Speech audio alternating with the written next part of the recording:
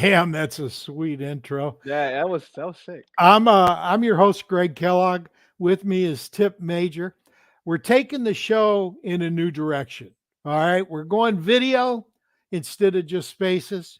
And we're going to go in the off season over the history of the fantasy football hobby.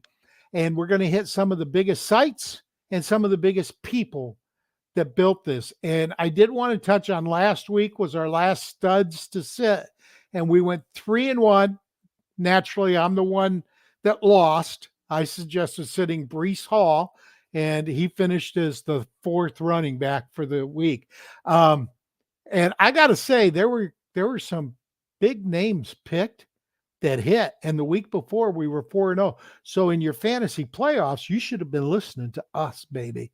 You should have been listening to us. And so, we'll bring that back next season. But for now, we want to talk a little bit about the fantasy football, the history of it. And one of the sites that I think deserves special consideration is Pro Football Focus. And we've got Nathan Jahnke, coming on to discuss his history. He's been around for a while too, Tip. So here's Nathan, or there was Nathan. Even though he looks like he's 22. I mean, Yeah. Yeah. You've been around since when did you first play your very first fantasy football game, Nate? My first game was 1999. I was in fifth Whoa. grade with all of my fifth grade classmates. Had a bunch of St. Louis Rams back then, Indianapolis Colts players, since that was the first year that I watched the draft. So I was excited about Edgerrin James, excited about Torrey Holt. Drafted Peyton Manning, luckily, to be my backup quarterback, pick up Kurt Warner off waivers. So I completely dominated my first year, peaked in fifth grade, and it's all been downhill since then. Yeah, but it hasn't all been downhill because you have a sweet gig with what I consider one of the better fantasy football resources in the game. I mean, Pro Football Focus grades players, and those grades are shared with the major media. I mean, when you start talking about, what right tackle grades best on passes, they quote your site. Mhm. Exactly. And you're a lead programmer as well as fantasy analyst. You got to explain that to me. What are your duties at PFF? I've got a lot of them. Long history at PFF. I started in 2010 as a data collector, so I was collecting who was on the field, where they lined up, and what they did on the play. When I started, I also started writing fantasy at that point. Worked my way up to be a manager on the data collection side, and I had a background in statistics, a degree in actuary science. So started basically the analytics side of Pro Football Focus. So those 0 to 100 grades that you see, they all come from on a play level, plus minus grades of how well the player did on that particular play. I did the math to take those and put them on the 0 to 100 scale that we currently use. So had that on the analytics side, was writing fantasy on and off throughout that time.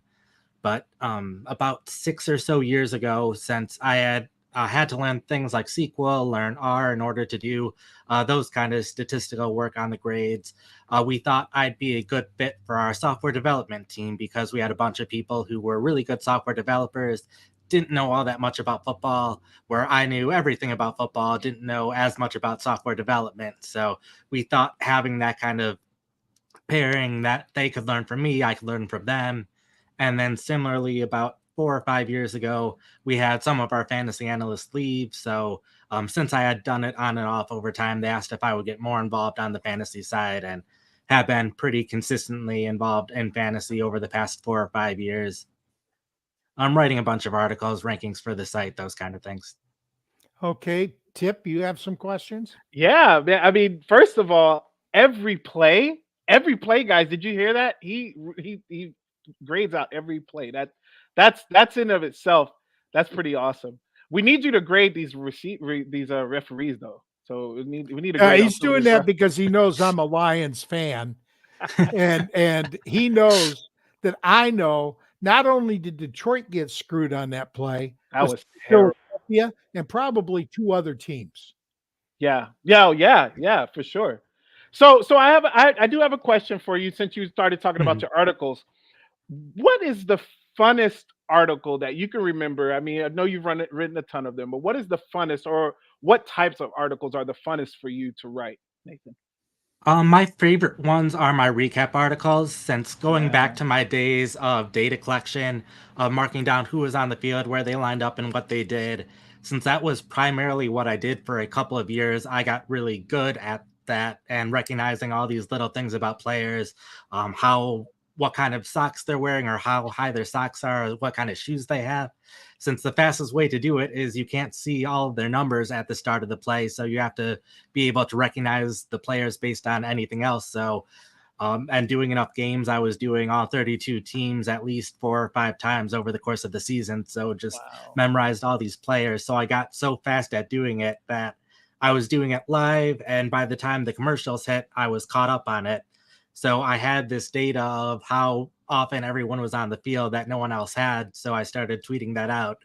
And once I started writing more articles, that kind of turned into an article that I could do of writing about what happened in that game, since we have all of this data very quickly after the games are done. So that's probably the article that I'm most known for, and it's most fun for me because there's that time crunch element to it as well, Yeah. especially when it's a night game, so it's only one game going on. So I try to have it done and in my editor's hands, and the editors are looking at it too throughout the fourth quarter of the game, so we can hit publish on it right when the clock hits 0, or if they're kneeling down for the last 2 minutes, can get it up before the game's even done. But Uh, those are uh, my favorite That articles to is write, and those are the ones I don't people buy enjoy the it. most. I don't buy it. There are 22 players on the field at any given moment. You cannot grade 22 players real time. It Oh, can't be I'm not. done real Yeah. time. So data collection, we have it broken up into a lot of different processes of different people responsible for different things. So what I was doing in those early days, I was only responsible for who's on the field, where they lined up, and what they did. And other Okay. people were then using that information and grading from there, or we have a bunch of other data collection processes. A lot of them also involve needing the all 22 footage in order to complete those processes. So I wasn't doing the grading when I'm marking down who's on the field and where they line up, even though over my course of my time at PF, I did learn the grading process and graded for 2 or 3 years. But that's not what I was doing live while the game was exactly going on. Sleeper publishes snap percentage. Mhm. Before Sleeper, I took 5 years off from the end of 2015 to the beginning of 2021, where I didn't even watch the NFL. Just I was retired. I was living overseas. I just didn't watch because I knew if I watched, I'd want to play. I might even want to write again because I was Mhm. known for writing. But Yeah. I got to tell you, I came back and Sleeper has revolutionized league management. And I'm good friends with Mike Hall and my fantasy league. I love Mike Hall. I love Yep. my fantasy league. But Sleeper makes things really easy. When you're trying to evaluate players, you got a guy that's on the field 80% of the offensive snaps, and you got another guy that's on 40%. I don't care what kind of game that 40%er had, the 80%er is going to, over the course of the season, have a better year. Would you Yep. agree with that? Oh, yeah. And what I really like about my articles as well is I can take into account things like the game script of what happened during the game that led to someone only playing 40% in a game, or potentially playing 80%, and putting a lot of context around those numbers for that specific game. So, hey, this guy got 40% in this game. He's probably not going to have that again. He'll probably have much more than that, or much less than that. Or if you can expect that 40% to be consistent over the future games. So even Tip? though it's a recap article recapping a game, it's really looking ahead to what does this mean for the future of the players that played in this game. Yeah, that was actually I was going to ask the follow up. Are you also looking at future, trends or future, traits that players going with? Yeah, so but you answered it. Yeah. So okay, I understand it's pro football focus, right? That's NFL. Yeah.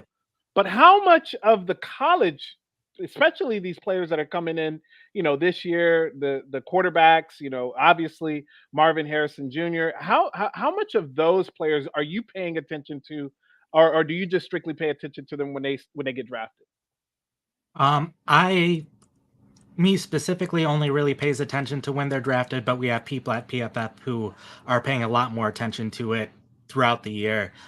For the last decade now, we've been not only grading every NFL game on every play, we're doing the same thing at the college level, all of the Division I games, several games lower than that as well. If they have either interesting players or team clients that we have that we are getting data for them for. So the same level of data that we have for the NFL, we also have that level of data for college. Okay, so I have a favor from you. I'm a Raiders fan. We need a quarterback. I don't know if Aiden O'Connell. I like him. I am Yeah. curious to see what your grade is on him. I want to hear how he's progressed over the time, because grading him and me seeing the stats or looking at the stats, it's different. And I want to hear from you on that. But who's a quarterback that we can get on our team, on our Raiders? Where do you draft? We're drafting, looks like 11 right now. Who's somebody? Yeah, I think there will be a quarterback or two available, but like I said, at this point, I haven't looked too much at Yeah. all the guys yet. I've started to a little bit, just getting it ready, but Well, if you can, much depends on where players end up. Yeah. Especially for fantasy, like running backs, it'll be huge. It'll be interesting to see. I'm pretty where sure all you the can running get Dan backs Marino. drafted, He was but- talking about coming back. Oh my God! Have you seen that? That's the commercial with That him. ad, That is Mhm. pretty funny. It's a pretty funny commercial. But yeah, Mhm. but yeah, no. I mean, yeah. I am curious to see your draft grade on Aiden O'Connell. If that would be do you have that available to you? Yeah, I can probably look it up quick, but from memory, I know that he's graded okay. I know he hasn't been among the worst quarterbacks in the league by any measure, but he also hasn't played well enough to show that he probably should be a starting quarterback going forward. Yeah, I mean, the thing I do like about Aiden O'Connell is he does make a quick decisions. It's not always the best decision. He's a rookie, I get it, but he makes a quick decision. He's decisive about that decision. He knows where he's going to go with the ball. So I do like that. But all right, Greg, go ahead, take it off. I want to know, because this is a story about the history. You've been in the game for a while. What Mhm. changes have, and I'm talking fantasy now, not NFL. What changes have you seen over the last 5 or 10 years that stand out to you as game changers? I think a lot of it's around the data that people have access to.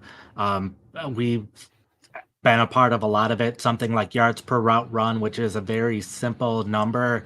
It's something that I came up with in an article in 2010, and now it's getting used all over the place. But things like you were talking about. Stop. Okay, yep. You got to explain why that's an important stat. There's such a myriad of statistics, micro statistics, that I just don't see the use of.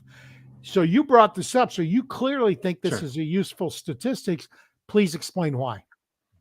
Sure. So, when we look at running backs, yards per attempt is something that people like to look at because it's the most basic efficiency measure for a running back. I know there's a lot better ones that we know about, and you need a really big sample in order for it to really work for running backs, but people like to try to find the equivalent for wide receivers.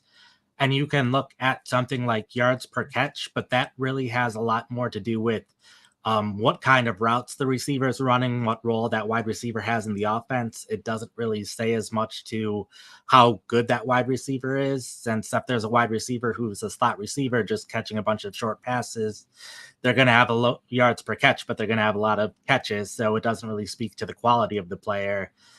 And then the next logical thing people look at is yards per target. But the big problem there is you'll look at yards per target, and a lot of the very best wide receivers don't end up doing as good as you would think in yards per target, because a lot of times if a quarterback is trying to make something out of nothing, they're going to throw it to their best receiver. They're only going to throw it to their not as good wide receivers if they're more likely to be open. So the yards per target end up getting inflated for the bad players and deflated for the good players. So yards per route run kind of helps take all of that context out of it. Of if you're a good wide receiver, you're going to get targeted a lot. And so it helps balance both the guys who are getting a lot of short targets, a lot of deep targets. It's an efficiency measure that ends up being fairly consistent from one year to another. So there's plenty of cases where we'll see a wide receiver, whether it's their rookie year or they're younger, who don't play a lot of playing time. But if they have a good yards per route run, it's a good indicator that they might be playing even better in future years with a larger sample size. So yards per route run, correct me if I'm wrong, total yards receiving divided by the total number of routes run. Yep. Is that it? Yep. Is there, see, I just watched a game where a 14-yard slant went for 86 yards and a touchdown. Mhm. On a game where a Detroit player was held and and a Detroit linebacker should have sacked the quarterback before he got the ball off. But that's a good receiver to break that and then outrun everybody, but it doesn't really indicate where he's being targeted. Is he being targeted short? That was a short pass that turned into an 86-yard TD. Whereas you run it's a 50-yard bomb and you don't get any yards after the catch, you might get less yards. You don't get the score maybe, or you do. But, is it important when you're looking at fantasy receivers where they're catching the ball? Or is it important just that they're being targeted? Oh, yeah, it's definitely important to know how they're being used in the offense, because knowing how they're used can help show if that role can potentially change over time or if that's the only way that they're ever going to use that wide receiver. The Chiefs are an example that's popping up into my head with a lot of this, since yards per route run was help showing that Rashee Rice had been playing well throughout the season and deserved more snaps, and Marquez Valdes-Scantling is someone who also came to mind of someone who's more of a deep threat. So it's important to know how he's used, but he's probably not going to be used anything more than a deep threat. So he's someone where, at the beginning of the season, we could have projected him to have a decent number of yards, but he's not someone that I think people were really targeting for fantasy football purposes, because we knew this was his role in the offense. This was where his ceiling is. And even though he's going to get a decent number of yards throughout the season, it's never going to be a point where you're going to want to start him in your lineup. So it definitely is important to know the role of a player in the offense. Yards per route run is just something where if you want to look at one number outside of our grades of how good a receiver is playing, that's more straightforward to understand, since there's definitely more complicated numbers out there to measure wide receivers. But yards per route run, the definition is in the name of the stat, and it's easy to understand. So that's something that I like about it. Tipp? Yeah, that's pretty fun. It's cool to break down as well. Appreciate that. So I have a question for you, since again we are talking about the history of fantasy football. You said fifth grade is when you started playing. I want to know a little bit about the history of how you found out about fantasy. Because me, fifth grade, 10 years old, I was not watching TV playing. I was outside probably eating dirt or something, man. Like, I want to know the history behind how you discovered fantasy football, and then on that level as a 10-year-old, 11-year-old, and then on a professional level, who are some of your mentors? Greg's one of mine. Bob Harris is another one of my guys that I really look up to, and had a really awesome opportunity of meeting. So I want to hear from you on those two standpoints. Sure. So my history with football and fantasy football, born and raised in Wisconsin, right when Brett Favre was at his Oh, peak with the Packers. So uh, football was pretty big at that point of time. So I think it was just a friend who asked me if I wanted to play in fifth grade, and then kind of kept playing from there. Always big into statistics. So some of the really big football books, Total Football 2. I know ESPN also came out with an encyclopedia around that time, back before Pro Football Reference had their website and had all of the history of the numbers. So enjoyed it from that perspective. So knew that it was something that I was interested in. Pro Football Reference was a big influence at that stage. Football Outsiders as well, since they had more information on a play-by-play level, as well as more of the history of football. And I've always enjoyed NFL films and learning about the history of the NFL as well. So it was really in college that I was looking for play-by-play data of my own, which is how I discovered Pro Football Focus. And from there, a lot of it's been people who have worked for the fantasy side at PFF, since Mike Clay, who's currently at ESPN, He basically approached the founder of Pro Football Focus, Neil Hornsby, in 2010 about starting the fantasy side. Neil wasn't that big into fantasy football, but was perfectly fine having Mike kind of start that side of the website. So after that first year in 2010, I asked if I could get involved. So Mike Clay was someone who was big for me there. Jeff Radcliffe, who is now at FTN, as well as Tyler Lochner, Scott Spratt, all guys who have been at PFF before. Pat Thorman, Sean Siegel, other guys who were with PFF fairly early on. Mike Tagliere. So it's been since my stepped into the industry was more starting at PFF and then getting into fantasy from PFF. I know a lot of people have like written for a bunch of different sites, but PFF's the only site that I've ever written for. So a lot of my mentorship has come from people who have been within the company. That's awesome. I have one real quick follow-up question with that, and that's going back to the 5th grade fantasy football league.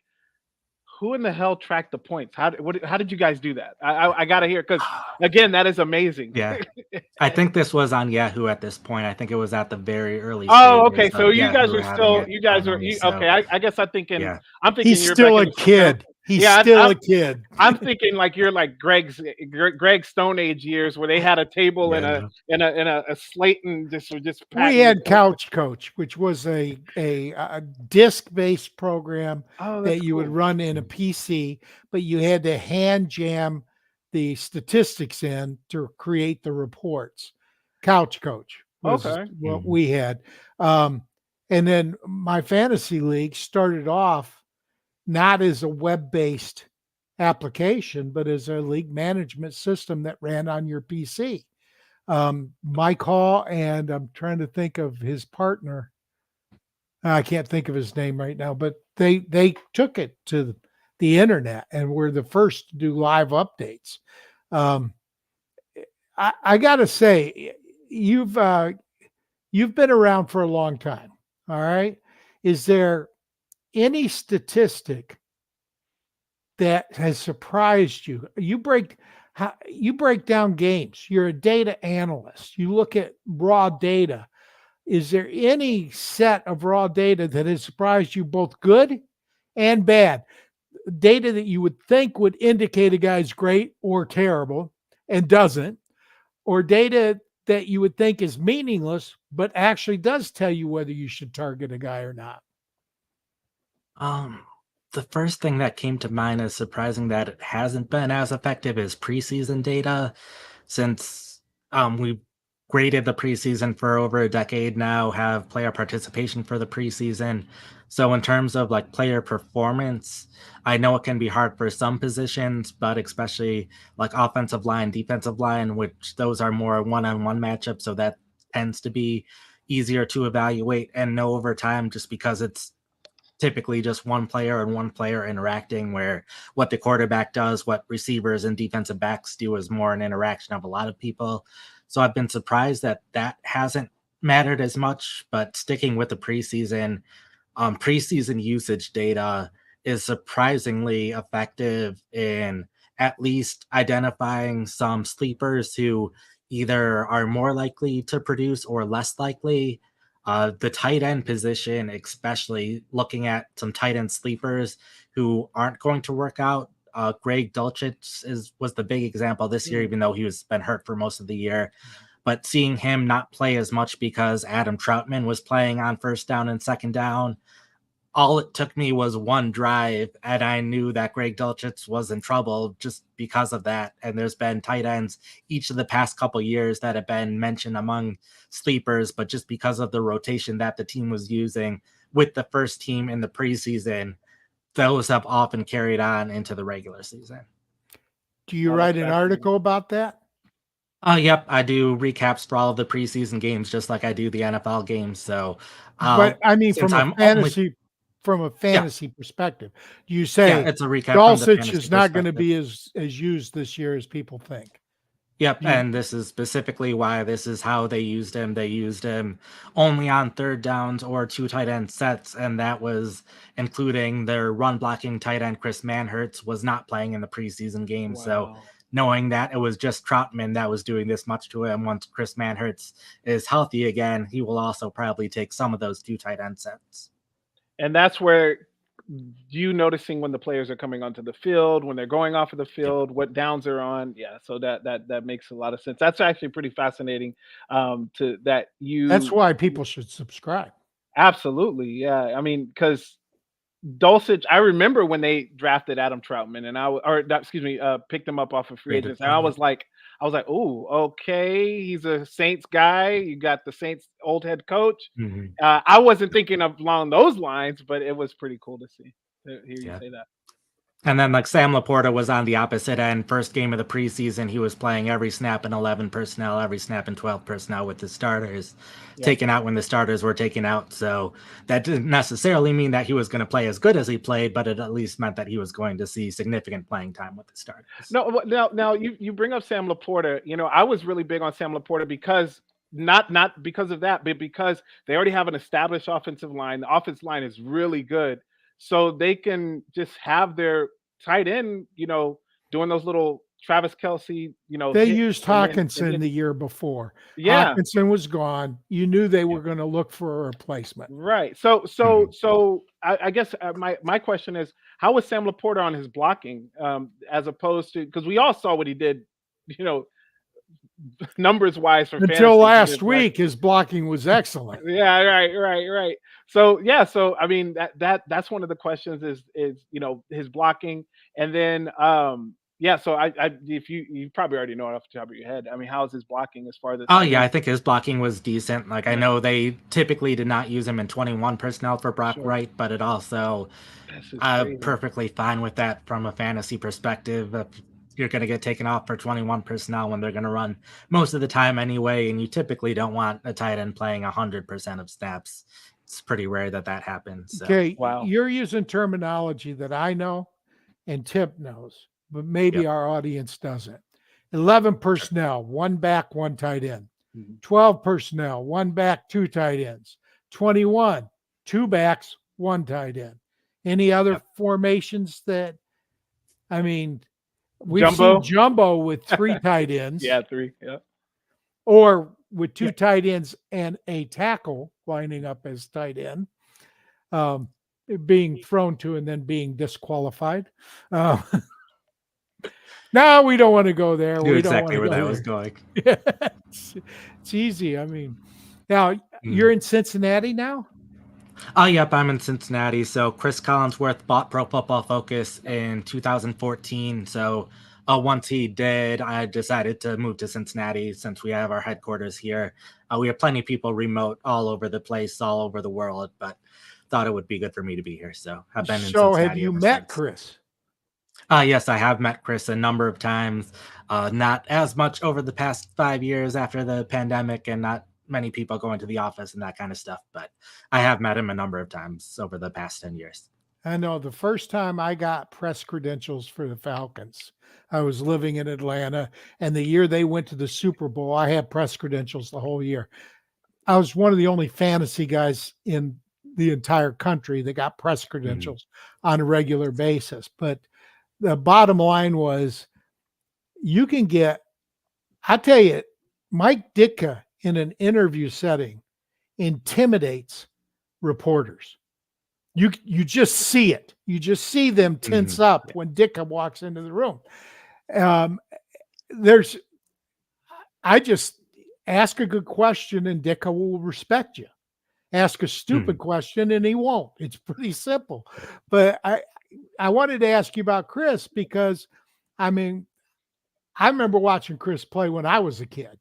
So he's a guy that I enjoyed watching play, even though he never played for my Lions.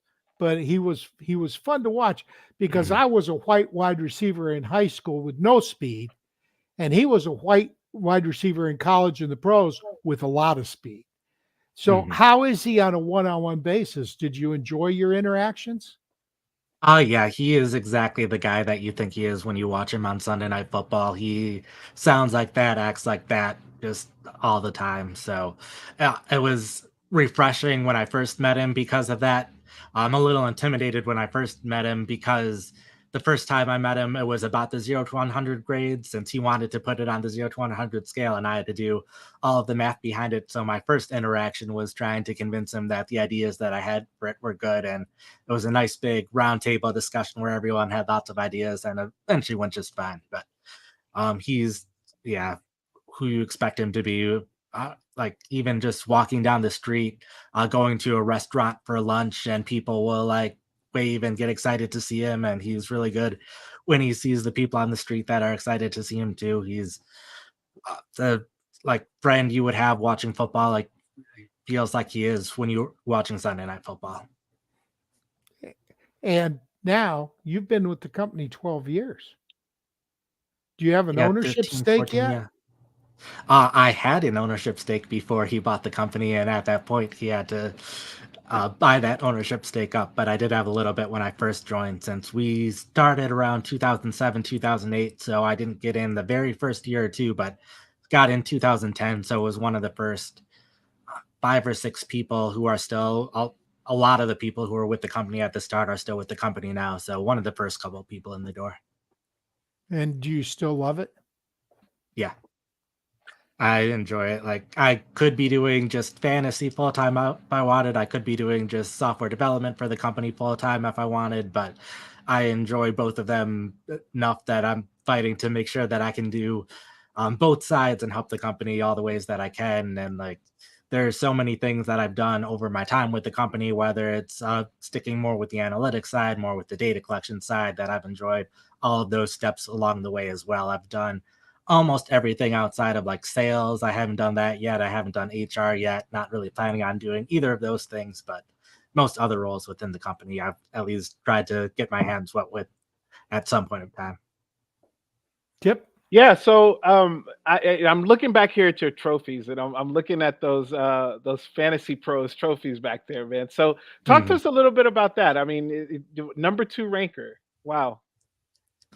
Yeah, so Fantasy Pros, for those who don't know, have an accuracy competition each year where a number of fantasy analysts, I think this year it's a little over 200 of them, submit their rankings to them each week, which is how they come up with their consensus rankings on their site. But they're grading the accuracy of those rankings each and every week. So I've been doing that for the past 6 or so years, and the 3 tallest trophies behind there are all from ranking in the top 5 in that competition in Wow. 3 of the past 5 years, and ranking at least in the top couple percentage points the last 6 years. So they still haven't quite released the final numbers for this year yet, but I was at 13 as of before this week. So hopefully I can move up a couple of spots and get in the top 10. But Awesome. You're going to rank this week as well? I ranked this week for the PFF at least. That doesn't count for the accuracy competition just because it's a weird week. It Yeah, was almost a lot of definitely a players don't struggle play. on Tuesday. Yeah, Yeah. just figuring out like the weird ones are like, Kansas City, like Mahomes isn't going to play, Kelsey, I don't think Rice is, but it's Jackson's all not those going to other. play. Okay, yep. It's all those other players though that like they're veterans. They can only sit so many players, so they'll probably will play, but be part of a rotation of players with the backups. You don't get much playing time, and trying to figure out those situations is the hardest. Yeah, Go ahead, Greg. Go ahead. I was going to say, I'm a big Michigan fan.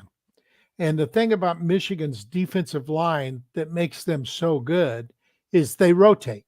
They have Mhm. 6 players that they rotate throughout the game. Keep them fresh. And yeah, to keep them fresh. And I would think that the NFL would do that if they had relatively equal players in their depth positions. Yep.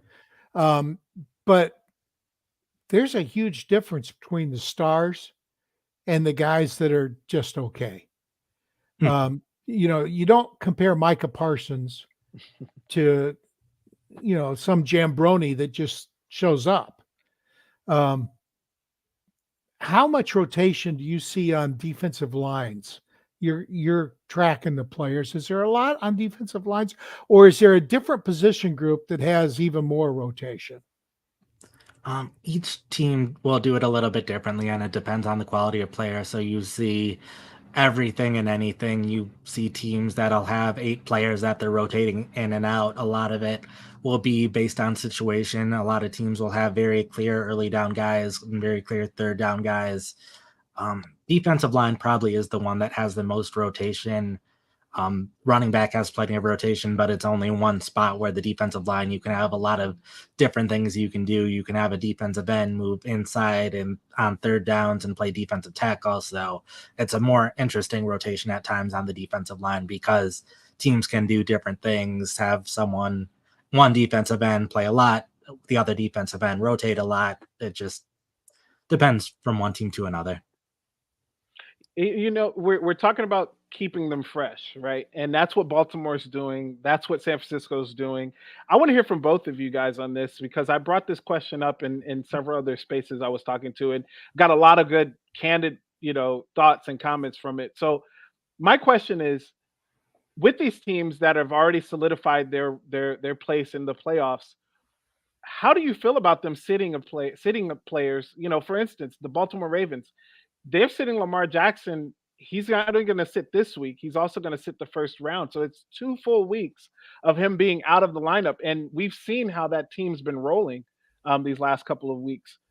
Do you think that could mess up some of the chemistry, some of the timing? NFL is predicated, especially in the quarterback position, on timing. What are your thoughts on resting a player? I know the injury things, knock on wood, you never want anybody to get injured or anything, but I just want to hear you guys' thoughts on that. Do you agree Nathan, with you it? go first. Sure. So in general, the teams that don't have that first round bye, perfectly fine with them resting because it's similar to a bye week. Specifically with San Francisco and Baltimore, I'm generally fine with it because there's been not as many injuries to their receivers and tight ends, at least recently. San Francisco, Brandon Ayuk, Debo Samuel, even George Kittle. The 2 wide receivers had some injury issues early in the season, but they've been healthy all second half of the season. So I'm not too concerned about that chemistry, and all of Baltimore's wide receivers have stayed relatively healthy. I know Odell Beckham's dealing with something at the moment, and they had to make the change at tight end, but Isaiah Likely still has been there the past 2 seasons and has gotten plenty of chemistry with Jackson. So I think there definitely is risk involved with that, like you were saying, because of chemistry or just you've been having things going so well, being in the same pattern each and every week, and now you're getting away from that pattern. But I can understand teams weighing that injury risk being a larger risk than the risk of being a little bit rusty to start the divisional round. Yeah, I don't see it being rusty because they're still practicing. They're just not having the contact. So much of the NFL game is timing. If you look at it, it's reading the coverage so that they're optional routes. They're not just go run this route at this depth at this time. Timing routes are there, but there's a lot more option routes where if the defense lines up one way, you cut the other way. If they line up, and if you look at Kelsey, everything he does is option. Yeah. He doesn't do any fixed routes. It's all option. And so he and Mahomes are not going to lose their chemistry because he sits a week. That just doesn't happen. They're practicing. I think it's smart, frankly, because you're getting the backup some crucial playing time in game conditions. Wow. Whereas if you do have the injury, now the backup at least isn't being thrown to the wolves. He's got a little bit of playing time in game situation, especially if the team they're playing is still fighting for a playoff spot. Baltimore's locked up. Why would they risk a player like a Lamar Jackson, which would kill their season? Their playoffs are done if Jackson goes down. Mm-hmm. So you don't play him in a game that's not going to improve their playoff standing. They got a first round bye, period. That's not changing. I think they're already locked into the number 1 overall seed. Yep. And if that's true, then there's no sense in playing him at all. At most, I would look at it like the preseason. In the preseason for years, there were 4 games. First game, the starters played the first quarter. Second game, they played the first half. Third game, they played 3 quarters or first half plus 1 or 2 series. And the fourth game, they would play 1 or 2 series and then not play the rest of the game. That was to get them ready for the season. I don't see this as any different than that. The playoffs have a certain intensity. You do not want in week 17 one of your star players to get hurt.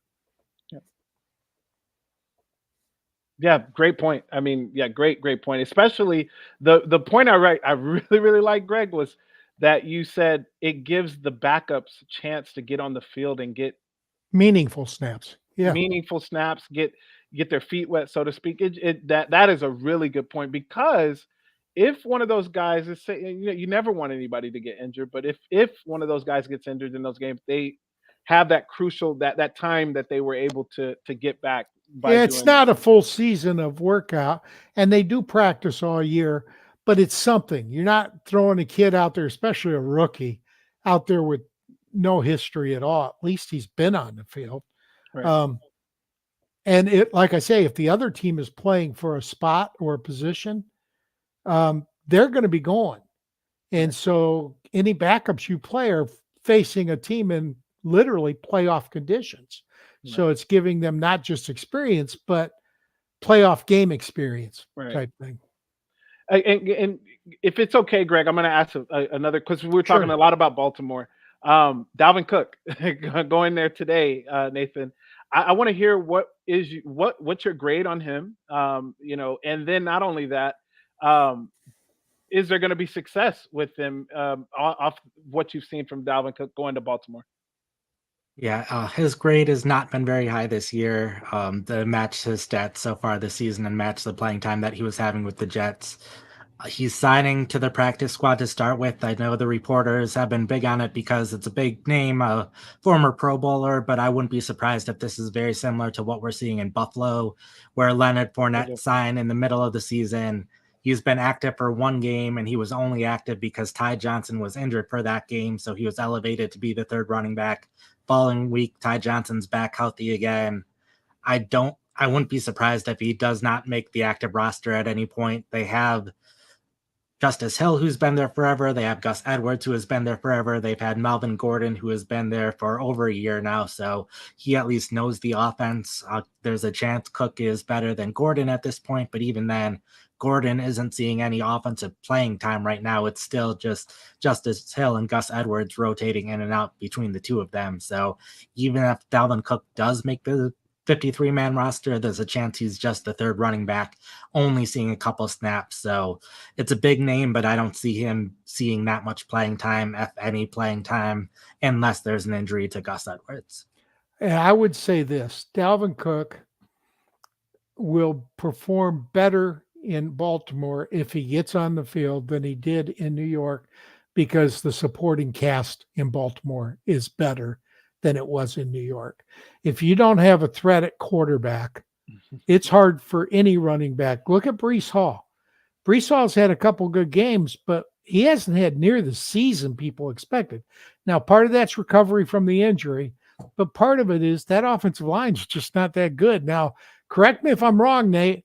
You guys grade offensive lines. Is the Jets offensive line that good?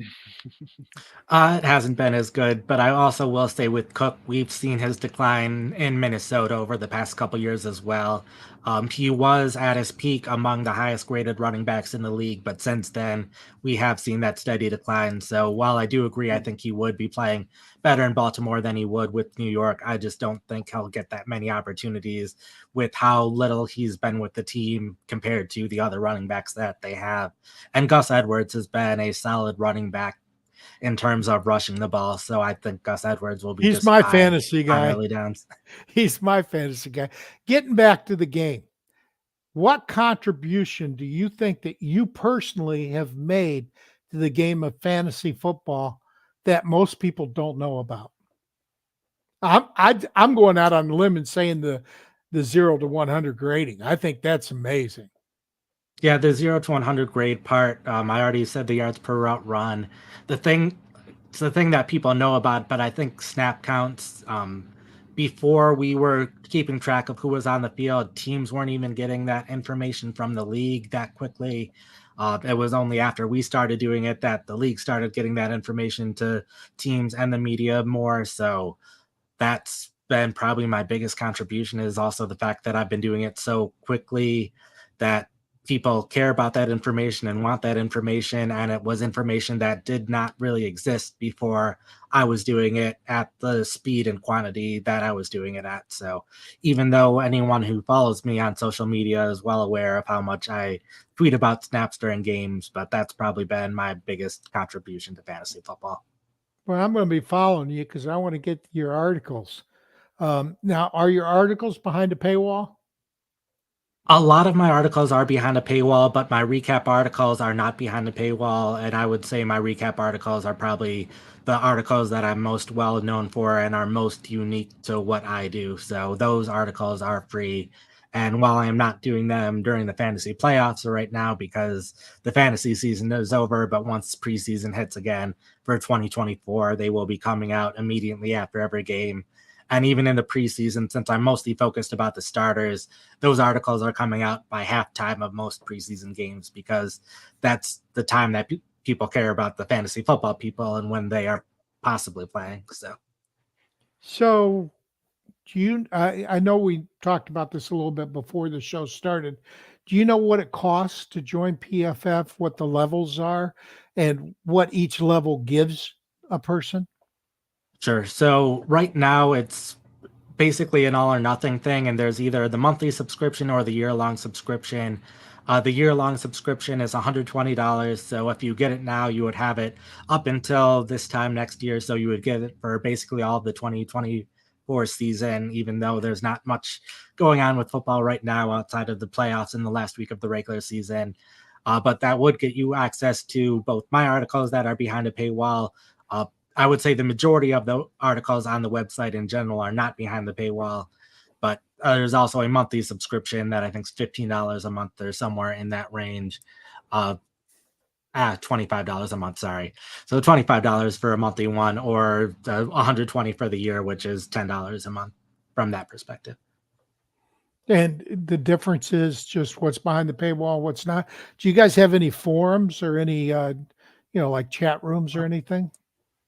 We do have some discords, but along with getting the articles that would be behind the paywall, we have premium stats, which gets you access primarily to the grade. So you would be able to see the grade for every player in every game, as well as summed up to the season level, also broken down by facets. So how well not just an offensive lineman is doing overall, but how good they're doing in pass protection or run blocking.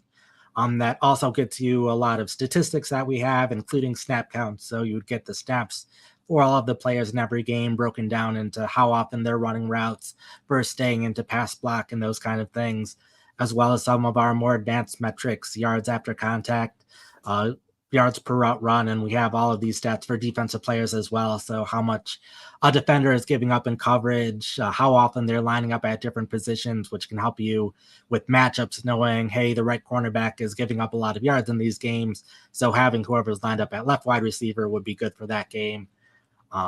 Something that we have specifically for this time of year, now that we're getting close to draft season, we have the mock draft simulator, which is something that NFL teams will use as well just to practice for the draft. So you can just, it mocks out who all the other teams would be getting and allows you to pick a team to draft for that team, make trades for that team, those kinds of things. So those are Did you among predict the things. Detroit's first two rounds? I The mock draft I simulator. didn't, at least. The mock draft simulator, like there's randomness to it as well. So if you do it once and you do it again the second time, it's not just going to give the same players each time to give you that experience. And we have something similar for fantasy drafts as well, where you can sync your league or just put in your league settings manually, and it'll have that kind of randomness as well. Of you can do your draft several times to figure out which players would be good to pick in which rounds and those kind of things based on your league settings. Do you sync with sleeper leagues? Yes. Ooh, cool. Tip. I'm actually looking at one of your articles now. So I always like to do the prediction articles. I think those are fun. Where there be bold prediction or my guys. Like I'm looking at this one here. Give us one of your biggest hits. It could be over the last 5 years, and then one of your biggest misses over the last 5 years. Sure. So the biggest hit is Austin Eckler. The year before that, he started doing really well. I already have my 2024 rankings out, so I did a similar thing where right after the last week of the fantasy championship game, had rankings for the upcoming year, and at that point of the year, had Austin Eckler 4th overall, just based on how well he was playing on a per play basis, and with Melvin Gordon no longer being there or about to no longer be there. So I was very high on him, and then he ended up scoring all those touchdowns. So that ended up working out that year. So that's been my biggest hit. At least the most public miss was 2 years ago, saying that Travis Kelce should not be a first round pick after he ended up scoring all those touchdowns in the red zone. I saw his play slightly decline and his playing time start to decline a little bit. So thought I still had him as my number 1 tight end that year, just not at a point where I was comfortable taking him in the first round anymore. And he ended up doing better than he did the year before in terms of PFF grades. And we haven't seen anything before or after in terms of his production at the red zone, particularly. So he was huge that year. And then we've seen it this year where his production hasn't been quite as good. So I was just a year early there, but that's been my biggest I miss told so people far. he should go 101 in drafts this year. No, I the reason did. no, Greg did say that. Greg is and I'm a he's Kelsey not wrong. truther. He's not I'm a wrong about Kelsey that. truther. The He's not wrong difference in about him. fantasy is not how many points do you score. Yep. It's how many points do you score compared to the guy you'll get if you don't take that guy. Mm-hmm. Okay. So whereas a lot of people were taking Justin Jefferson and Jamar Chase at number 1 or number 2 overall, I would have gone with Christian McCaffrey or Travis Kelce. Now, the reason for that is because I think Travis Kelce, 6 of the last 7 years, he's finished as number 1. So you don't get more consistency than that. And when you consider the year he didn't finish at number 1, he was number 2. Mm-hmm. So you know you're getting a certain level, baseline level. Now, if you don't have to start a tight end, his value goes way down because now you're comparing him to wide receivers and running backs as a flex type player. But bottom line is that he's at the age now where I'm going to back off on the first round for him. But if Laporta puts together one more year like he did this year, he's going to take Kelsey's place in my book.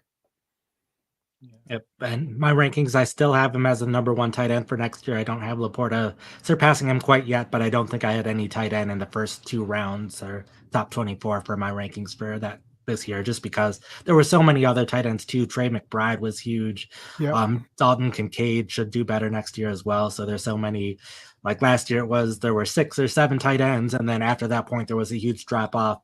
Now it's going to be closer to 12 tight ends that you can be comfortable deeper. with. It's crazy. Yep. Yeah. Well, teams are using them. That's the key. You know, are they using them in the red zone? Are they using them on seam routes? Or are they just kind of leaking out as a back basically in the flat as a safety valve? The thing I loved about Kelce was dependability. If you look at every other position, look at the guy who's finished number 1 overall at their position more than 3 times in the last 6 years. Mm-hmm. Right. Kelce has. Yep. That's who has. Yeah. Nobody else, just Kelce. And I- that's what I do. That's why I believe that. Yeah. But I also come from the era where it was stud running back. You didn't Mhm. take wide receivers in the first round Yeah. ever. You took a Mhm. running back or you took a quarterback, maybe. But quarterbacks are pretty deep position too, since you only start 12, except in these stupid super flex leagues, which drive me nuts. Scott Fish, get rid of the super flex, man. I made the playoffs are you in the Scott Fish Bowl? Oh, yeah. I made it all the way to the semifinals. I was like one of the worst teams in the semifinals. Had I made the finals, I would have made second, but I was cut out at the semifinals. I was very happy with my team this year, but just I one lost round, second all it round. takes is for things to Yeah, one bad game. mess everything up.